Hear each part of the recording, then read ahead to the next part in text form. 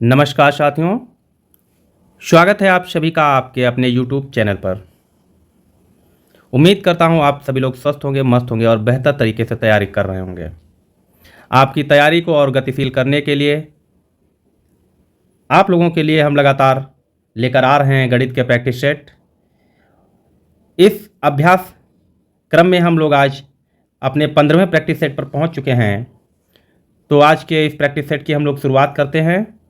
आप लोग धैर्य बनाए रखें, कापी कलम लेकर आप साथ बैठें ताकि जो कुछ भी आपको महत्वपूर्ण मिलता है आप उसको लिखते रहें, जिससे आपको आगे के वीडियोज़ में या अन्य प्रश्नों पर जो है काफ़ी हद तक सहूलियत मिलती रहे।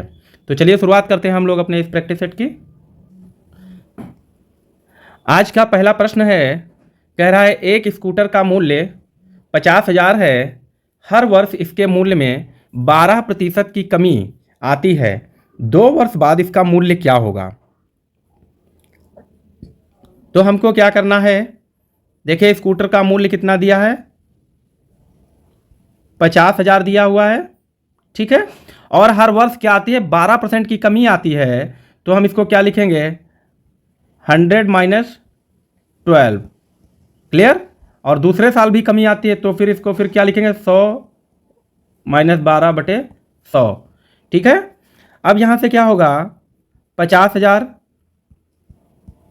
गुणे कितना हो जाएगा, 88/100 और फिर से 88/100, क्योंकि जब 100 से 12 घटेगा तो 88 बचेगा। अब हम लोग इसको क्या कर सकते हैं, 2 जीरो और 2 4 जीरो हो गए, 4 जीरो हम कैंसिल कर देंगे। यहाँ से हमें क्या मिलेगा, 5 गुणे 88 गुणे 88, क्लियर। अब इसको आप सॉल्व कर लीजिए, कितना आएगा, कितना आएगा। तो इसको और सिंपल करेंगे, देखिए 5 गुणे और 88 का वर्ग कर दे भाई, 88 का 2 बार गुणा करना है तो 88 88 कितना होता है, 77 44। 88 का जो वर्ग होता है 77 44 होता है। अब हम इसको क्या करेंगे, 5 से मल्टीप्लाई करेंगे तो कितना हो जाएगा, 4 5 5 चक्कू 20 हासिल 2, 5 चक्कू 20 2 22 हासिल 2, 5 7 35 और 2 37 का 7 हासिल 3, 5 7 35 और 3 38, क्लियर। 38 720 तो कितना होगा, 38 720, क्लियर। और इसको हम बहुत ही बेहतर तरीके से इसको सोचकर भी हम ऑप्शन को हटा सकते हैं। जब भी 5 की मल्टीपल होगा तो 5 के मल्टीपल में हमेशा पीछे कौन से अंक आ सकते हैं, 0 और 5 आ सकता है। तो हम ये तीनों ऑप्शन तो वैसे भी ख़त्म कर सकते हैं, ठीक है, क्लियर। और एग्ज़ाम में यही करना है, जैसे 5 का कहीं पर भी मल्टीपल दिया है तो इसका मतलब जो है लास्ट में 0 या फिर 5 होना चाहिए। ओके, चलते हैं अगले प्रश्न पर। प्रश्न नंबर 2, एक समबाहु त्रिभुज के एक भुजा की लंबाई 21 सेंटीमीटर है। उपरोक्त त्रिकोण के परिवृत्त का क्षेत्रफल लगभग होगा, ठीक है, लगभग में पूछा है। तो कैसे करेंगे हम लोग इसको, परिवृत्त का मतलब होता है कोई समबाहु त्रिभुज है, ठीक है। समबाहु त्रिभुज, परि मतलब चारों ओर और वृत्त का मतलब गोला, कि उसके चारों ओर एक गोला बना है। अब हमें क्या निकालना है, क्या निकालना है, परिवृत्त का क्षेत्रफल निकालना है। ये जो है हमें क्षेत्रफल निकालना है। तो हम जानते हैं समबाहु त्रिभुज के परिवृत्त की त्रिज्या निकालें अगर हम, तो समबाहु त्रिभुज के परिवृत्त की त्रिज्या क्या होगी, की त्रिज्या क्या होगी, √3/2 इंटू भुजा और इंटू में होता है 2/3, क्लियर। यहाँ तक समझ में आया। तो जब हम त्रिज्या यानी कि r क्या निकालेंगे, √3/2 ये फॉर्मूला है, इंटू भुजा कितनी दी है, तो 21 सेंटीमीटर दी है, इंटू 21 और इंटू में क्या है 2/3, ठीक है, क्लियर। तो अब देखें क्या करना है, 2 से 2 कैंसिल हो जाएगा और 3 से 21 कटेगा तो कितना हो जाएगा, 7। r बराबर कितना हो गया, √3 इंटू 7, इसको हम क्या लिख सकते हैं, 7√3। ये हमारा r निकल आया है, ठीक है। r कितना निकला, 7√3। अब हम जो है वृत्त का क्षेत्रफल जानते हैं। वृत्त का क्षेत्रफल कितना होता है? क्या होता है? वृत्त का क्षेत्रफल कितना होता है? पाई आर स्क्वायर होता है वृत्त का क्षेत्रफल। क्लियर? पाई आर स्क्वायर होता है। यही फॉर्मूले में पुट करना है। पाई की वैल्यू कितनी होती है? 22/7 इंटू 7 √3 इंटू 7 √3। भाई आर का स्क्वायर मतलब 2 बार। ठीक है, यहां तक समझ में आया? ओके, अब हम क्या करेंगे? क्या करना है? देखो 22/7 लिखेंगे। एक बार 2 बार 7 है, गुणे 7 गुणे 7। और जब √3 को 2 बार मल्टीप्लाई, जब √3 मल्टीप्लाई होगा तो कितना हो जाएगा? 3 हो जाएगा। ठीक है, √3 इंटू √3 3 हो जाएगा। अब देखो 7 से 7 कट जाएगा, 7 से 7 कट गया और ये कितना हो गया?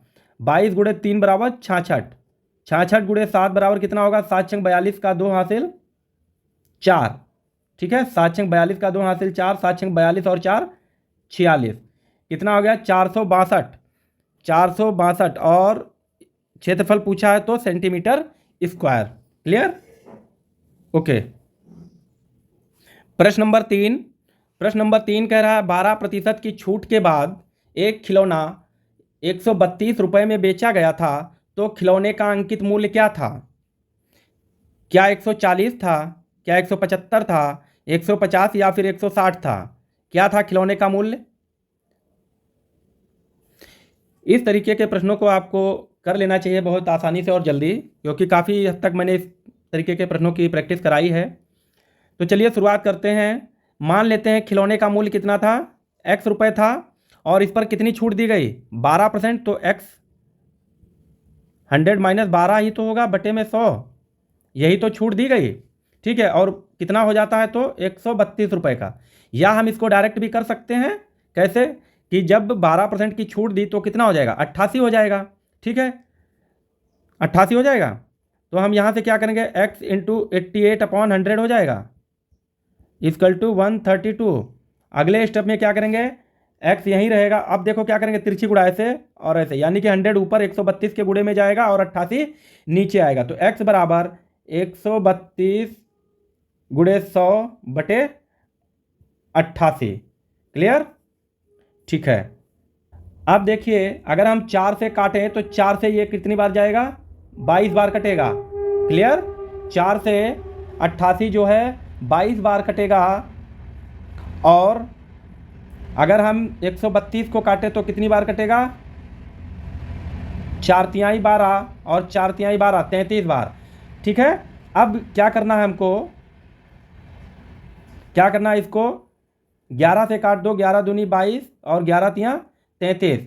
2 से 50 100 को काटोगे कितना आएगा? 50। 50 गुणे 3 बराबर कितना हो गया? 150। Option number C is right answer. Clear? प्रश्न नंबर 4, वेरी सिंपल क्वेश्चन। कह रहा 65 का 220% कितना होगा? क्या 145 होगा? क्या 144 होगा? 143 या फिर 142? ये आपको कर लेना चाहिए बहुत जल्दी से। चलिए फिर भी देखते हैं कि 65 का यानी कि 65 और का मतलब होता है गुणा। कितना गुणा? 220। और ये जो परसेंट दिया इसका मतलब क्या होता है? बटे में 100। क्लियर? ठीक है, अब क्या करना है? देखो 0 से 0 कट जाएगा। अगर हम 5 से काटें तो 13 बार ये जाएगा और 5 से 10 कटेगा तो 2 बार, और 2 से 22 को काटेंगे तो 11 बार हो जाएगा। हमें क्या करना है? 11 गुणे 13, यानी कि 13 गुणे 11 कितना होगा? 11 तिया 33। ऑप्शन तो मिल गया। 11 तिया 33, 11 कम 11 और 3 14, 143। ठीक है, option number C is right answer. उम्मीद करता हूँ आप लोग बेहतर समझ रहे होंगे। तो चलिए देखते हैं अगला प्रश्न। प्रश्न नंबर 5 है। कह रहा 369 के आधे का 2/3 किसके बराबर है? क्या 123 होगा? क्या 246 होगा? या 246 सही 2/3 होगा या फिर 271 होगा? A B C D option क्या होगा? हमको क्या करना है? कह रहा 369। क्या कहा इन्होंने? 369 के आधे, मतलब के आधे बटे में 2। का मतलब का पूछा है, का 2/3, का मतलब गुणा कितना? 2/3। किसके बराबर, यानी कि इक्वल में क्या होगा, यही तो कहा है। ठीक है, अब देखो क्या करना है, 2 से 2 कट जाएगा और 3 से जब इसको काटेंगे, 3 एकम 3, 3 दूनी 6 और 3 तिहाई 9, तो कितना होगा 123 is right answer, option A. Clear, उम्मीद करता हूं बेहतर समझ में आया होगा। देखते हैं अगला प्रश्न। अगला प्रश्न है प्रश्न नंबर 6, कह रहा एक प्रमेय संख्या 5/19 व इसके योज्य प्रतिलोम के गुणनफल का गुणात्मक प्रतिलोम होगा। क्या होगा, एक प्रमेय संख्या क्या होती है, जो P/Q के फॉर्म में लिखी रहती है। ठीक है, जहां पर ये जो हर होता है वो Q is not equal to 0, जहां पर Q जो है 0 के बराबर नहीं होना चाहिए, वही प्रमेय संख्या होती है। तो हमको प्रमेय संख्या क्या दी है, प्रमेय संख्या दी है 5/19।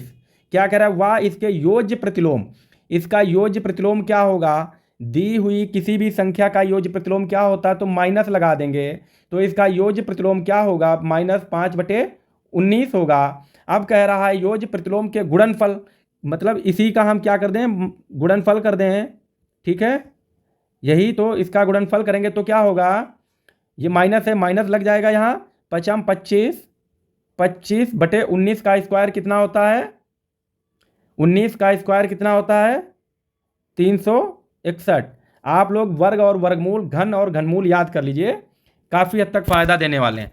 तो अब क्या कहा कि हमको क्या मिल गया, -25/61। अब इनका क्या कहा है, गुणात्मक प्रतिलोम। गुणात्मक प्रतिलोम का मतलब होता है कोई भी वैल्यू को 1 में लिखेंगे, जैसे 1/x के फॉर्म में लिखेंगे, ये हमारे पास वैल्यू हो तो इसका 1 कितना करेंगे 25/361। क्लियर, या फिर हम यूं कहते हैं जब बटे में संख्या दी होगी तब हम इनके साइनों को, इनके अंकों को बदल देंगे, यानी कि जो हर है उसको अंश बना देंगे और अंश को हर बना देंगे, तो इसको हम लिख सकते हैं गुणात्मक प्रतिलोम इस तरीके से। तो कौन सी बन गई, -361/25, option number A is right answer. Clear है, योज्य प्रतिलोम होगा तो संख्या में माइनस बढ़ा देंगे।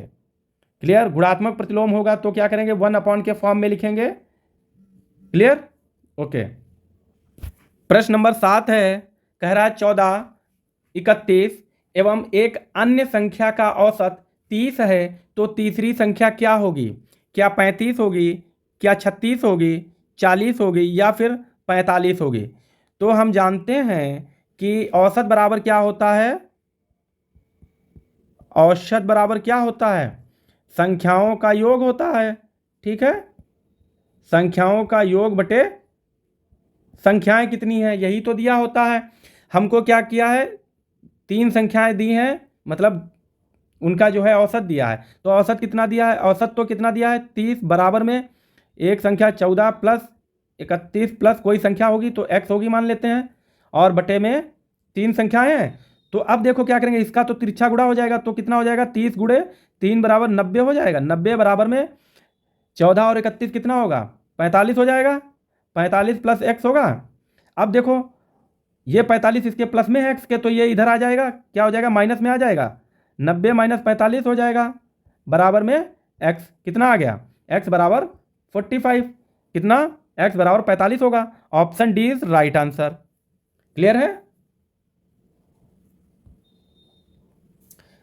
प्रश्न नंबर 8, प्रश्न नंबर 8 कह रहा है यदि 25 वस्तुओं का क्रय मूल्य, यदि 25 वस्तुओं का क्रय मूल्य 20 वस्तुओं के विक्रय मूल्य के बराबर है तो लाभ प्रतिशत होगा, क्या 20% होगा, क्या 22% होगा, 25 होगा या फिर 30% होगा।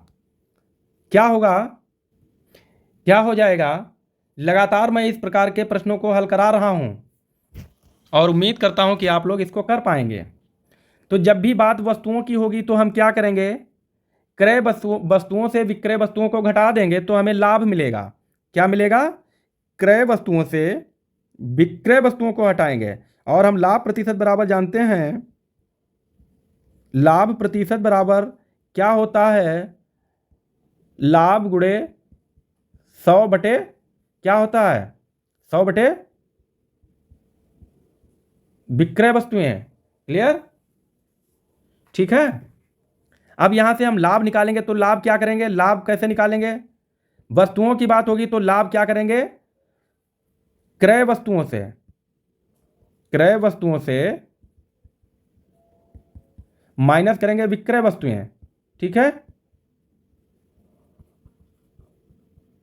तो यहां से कितना निकलेगा, 25 माइनस 20 करेंगे। ओके, 25 माइनस 20 बराबर कितना निकला, 5 वस्तुओं का लाभ निकला है। यही हमको क्या करना है, फार्मूले में रखना है। तो प्रॉफिट परसेंट बराबर लाभ कितना, 5 वस्तुएं गुणे 100 बटे 20, 20 पंचे 100, 5 गुणे 5 कितना हो गया, 5 गुणे 5 बराबर 25, कितना लाभ हुआ, 25% का लाभ हुआ। प्रश्न नंबर 9, प्रश्न नंबर 9 कह रहा है कितने समय में 10,000 रुपये का साधारण ब्याज 5% वार्षिक दर से 2500 रुपये हो जाएगा। तो क्या दिया है हमको, P बराबर दिया है 10,000 रुपये, प्रिंसिपल हमको दिया है, रेट दिया है R बराबर 5%, SI दिया है, सिंपल इंटरेस्ट कितना दिया है 2500 रुपये। निकालना क्या है, तो टाइम निकालना है, T बराबर दिया नहीं है। क्लियर है, फॉर्मूला हम जानते हैं क्या होता है, T बराबर क्या होता है, SI इक्वल टू, ये फार्मूला आपको पता है, P into R into T upon में 100। तो यहाँ से भी निकल सकता है और यहीं से फार्मूला बन जाएगा क्या, T निकालने के लिए। तो इसको हम क्या करेंगे, तिरछी गुणा कर देंगे। तो SI देखो अभी, SI into 100, simple interest into 100 upon में P into R. Clear, P into R equal में T। अब यहाँ से हम टाइम निकाल लेंगे, सिंपल हो गया। अब आपको क्या करना है, इस फार्मूले में आपको ये वैल्यूज़ को पुट करना है और आंसर आपका निकल आएगा। तो आप फटाफट इसको निकालिए। SI हमारे पास कितना है, 2500 इंटू 100 है, अपॉन में P कितना दिया है 10,000, और गुणे R कितना है हमका, हमारे पास 5। ठीक है, देखो 2 जीरो ये कैंसिल, 2 जीरो ये कैंसिल हो गए, 100, 2 जीरो ये कैंसिल हो गए। क्लियर, 5 से जब 25 को भाग करेंगे तो कितना होगा 5, कितने वर्ष में, 5 वर्ष में। क्लियर, 5 वर्ष में। आप इसको ऐसे भी देखकर बता सकते थे कि 5 वर्ष है, 2500 है और यहाँ भी जीरो दिया है यानी कि 10 दिया है, तो हमें सीधा सीधा 5 ही आना चाहिए था। क्लियर है, ओके। प्रश्न नंबर 10, प्रश्न नंबर 10 कह रहा है यदि 5 लीटर पेट्रोल का दाम 400 रुपये हो तो 72 लीटर पेट्रोल का दाम क्या होगा। 72 लीटर पेट्रोल का दाम क्या 5,760 रुपये होगा, क्या 6,760, 5,570 रुपये या फिर 6,000 रुपये होगा, कितना होगा।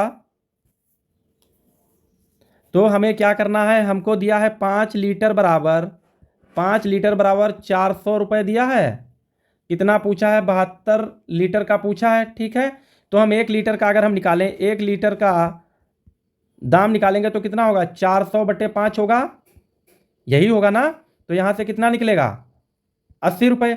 यदि 1 लीटर बराबर, 1 लीटर पेट्रोल का दाम 80 रुपये है तो 72 लीटर का दाम कितना होगा, गुणे 72 हो जाएगा। ठीक है, अब हमें क्या करना है, जीरो को कोई मतलब ना रखो, 8 से भाग गुणा करो, 8 दूनी 16, हासिल 1, 8 सत्ते 56 और 1 57, और ये जीरो उठा के यहाँ लगाना है 5,760 रुपये। ठीक है, 5,760 रुपये हो जाएगा। Option number A is right answer.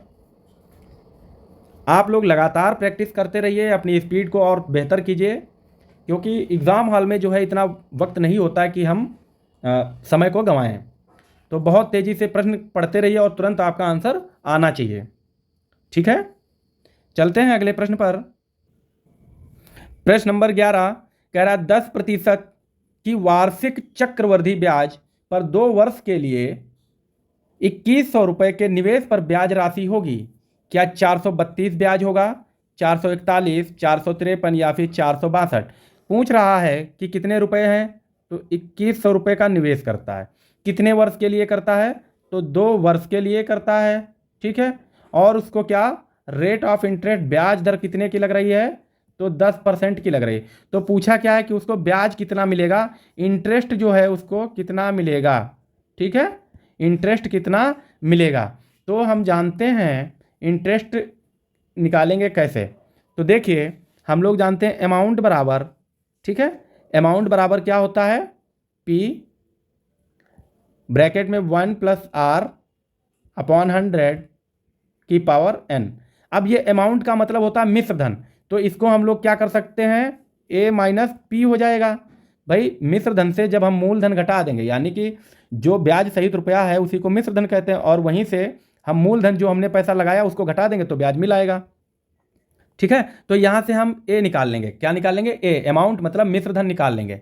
ठीक, तो यहाँ क्या करना है, ए इक्वल में क्या करना है, पी कितना हमारे पास 2100 रुपये है, ठीक है, 2100, 1 + आर कितना है, आर की वैल्यू 10 है, यानी कि रेट 10 बटे में 100 है, ठीक है, 100 पावर n, मतलब n का मतलब क्या होता है, समय, समय कितना 2, ठीक है। यहाँ से हम लोग सॉल्व करेंगे तो a =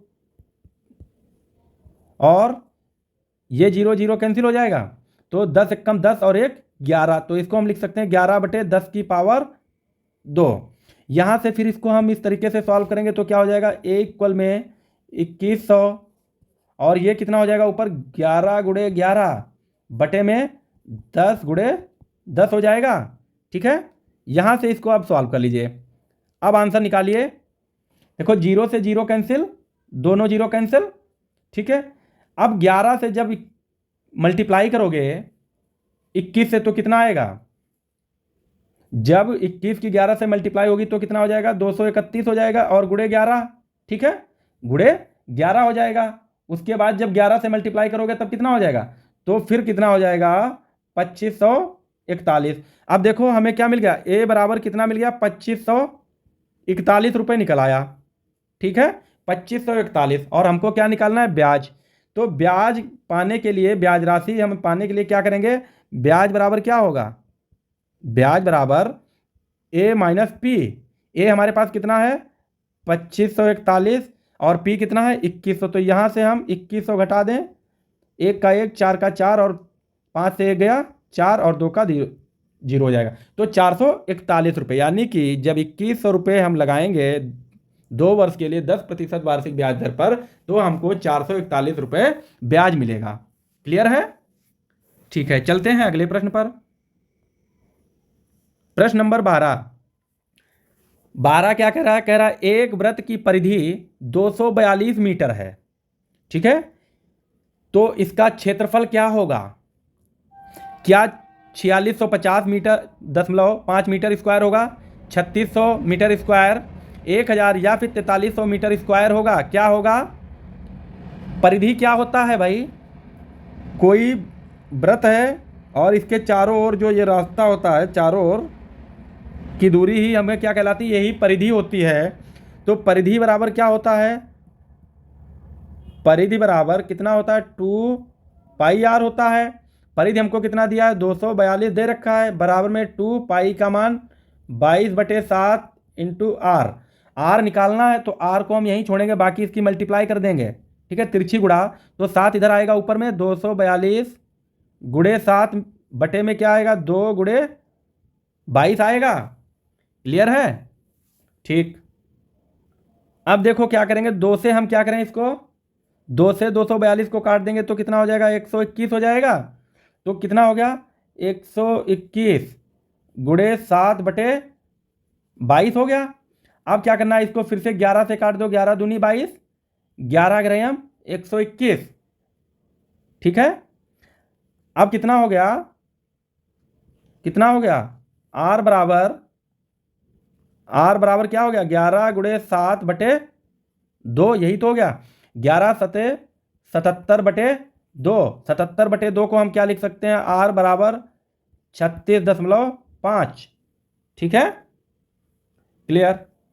अब देखो r हमें ये निकल आया 36.5, ठीक है, नहीं 77 है, 36 नहीं, 77 को जब हम काटेंगे तो 38 हो जाएगा, 38 दूना 76 और 0.5, ठीक है। तो हमें कितना मिल गया, 38.5 r निकल आया, तो r बराबर 38.5। अब हम क्षेत्रफल जानते हैं, वृत्त का क्षेत्रफल बराबर क्या होता है, πr² होता है। पाई की वैल्यू कितनी होती है, 22/7 × r मतलब 38.5 गुणे 38.5 होगा, ठीक है। 38.5 गुणे 38.5। अब इसको मल्टीप्लाई कर लीजिए।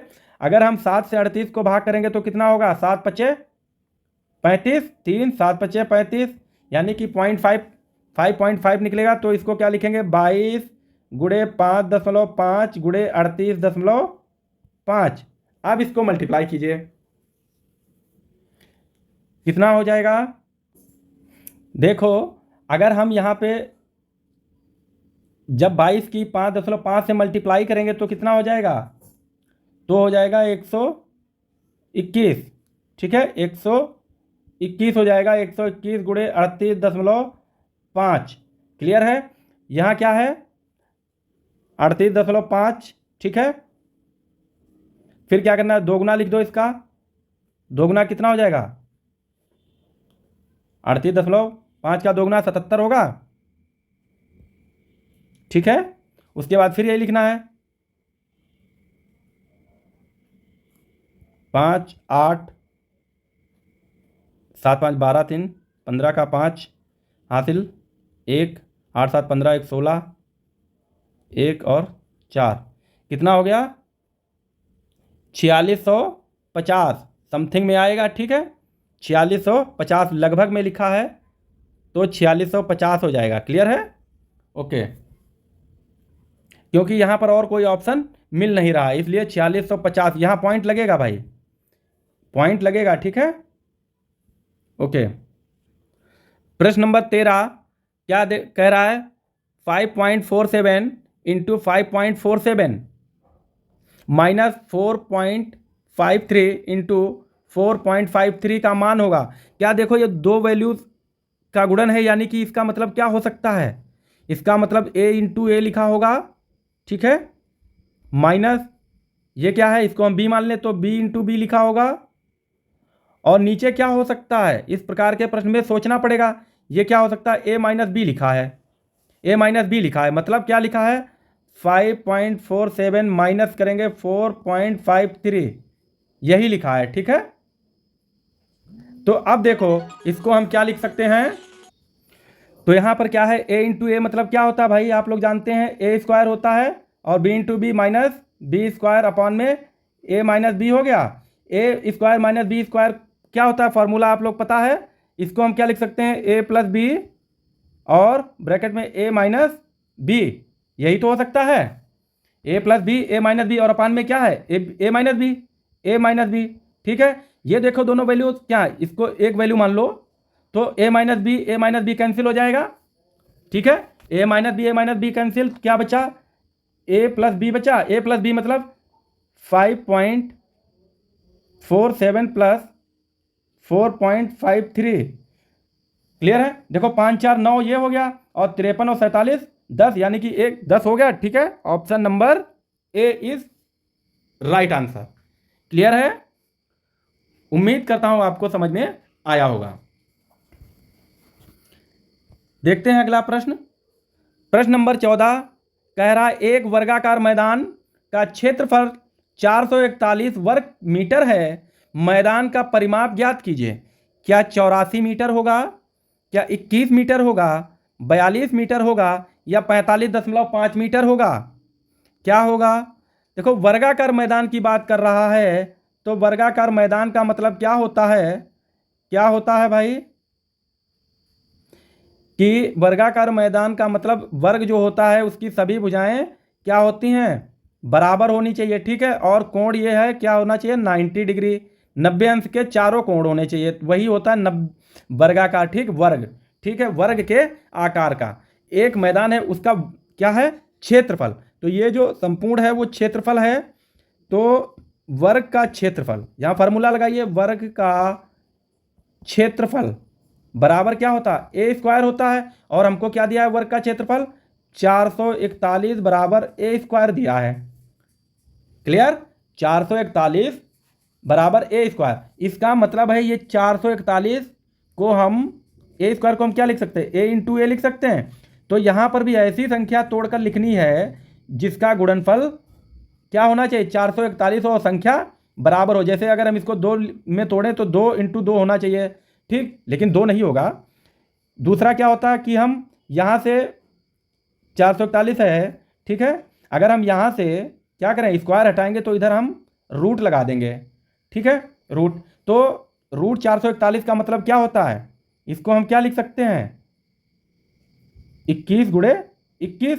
इसको हम फिर क्या लिख सकते हैं, रूट के अंदर 21 का स्क्वायर लिख सकते हैं। और यहाँ तो ए बचा भाई, यहाँ का स्क्वायर खत्म हो गया, तो ये स्क्वायर रूट खत्म कर देगा, यानी क्या बचेगा, ए बराबर 21 हो जाएगा, ठीक है, ए बराबर 21। हमको तो यहाँ से मिला वर्ग की भुजा, ठीक है, तो वर्ग की भुजा मिल गई, वर्ग की